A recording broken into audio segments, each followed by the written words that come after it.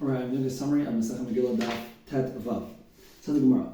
So we had 4 women that were very beautiful. Sarah, Abigail, Rachel, and Esther. That one opinion said that's not that it wasn't Esther because she was green, so it was Vashti. The Gemara then says that. What does it mean that Mordechai cried? What did he cry? Rav says that basically Haman is worse than Achashverosh, and Shmuel says that he cried that God was losing towards the kingship of downstairs. Downstairs was beating upstairs. What does it mean? But what mean she got sick? One opinion, Rav says that she became a nida. Shmuel says that she needed. Ravir says that she needed to go to the bathroom from fear. Okay, what does it mean that who was Hatach? So Rav says that's Daniel. Now, why was he called Hatach? Two opinions. One reason is that he lost his political power, and the other opinion says that he was on the opposite, that Hatach, that he was still in charge politically. Okay, now why did he tell the bad news too? Mordechai because there's a halacha whenever there's bad news, you don't go back to the person who sent you. You send other people to tell you the bad news. What does it mean that it says in the verse? Asher lo kadat. What does it mean shel kadat? That she said to Mordechai, no longer halachically I can be with you.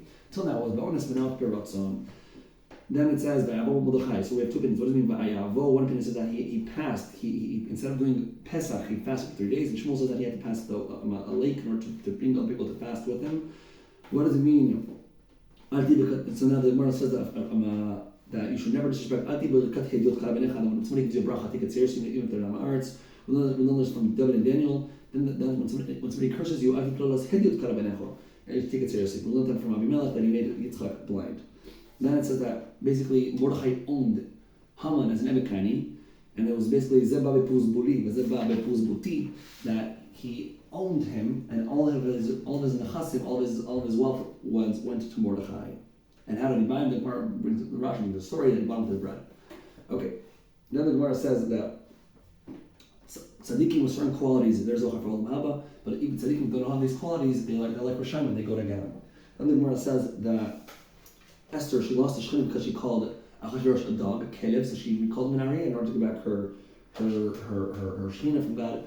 And then the Gemara says that when she entered to meet Achashverosh, she had 3 things happen to her. 3 angels did to her 3 miracles. One is that her neck became long. Second is that she had a chut shel chesed on her face. And third is that she matach sharbit, that his wand became longer. The Gemara brings many opinions how long the wand exactly became. Then the Gemara says that the reason why Esther brought Haman to the fest to eat with Achashverosh, the Gemara brings 12 different reasons.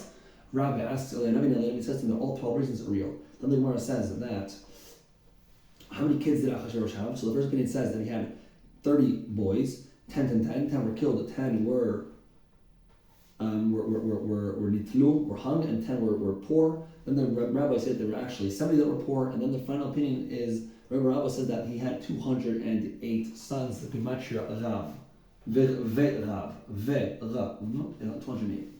This is the end to Daf Yudalad.